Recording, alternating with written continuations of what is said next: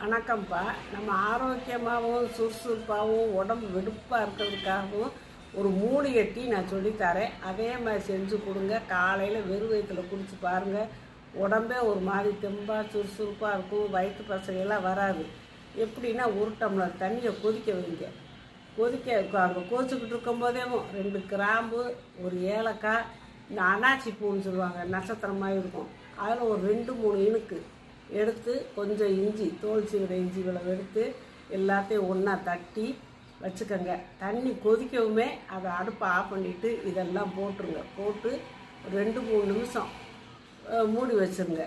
அப்போயே நம்ம நாட்டு சர்க்கரையும் போட்டுக்கலாம். இல்லை 2-3 நிமிஷம் கழிச்சு கூட ஆறி போயிடும். அதனால் முதலே கூட நம்ம நாட்டு சர்க்கரையை தேவையான அளவு போட்டு மூடி வச்சிட்டோம்னா அழகான மூலிகை டீ கிடைக்குது. இது குடிக்கும்போது நம்ம உடம்புல எந்த பிரச்சனை இருந்தாலும் சரியாகும். தைரியமாக தினமும் காலையில் மற்ற டீ காப்பி குடிக்கிறது போல குடி.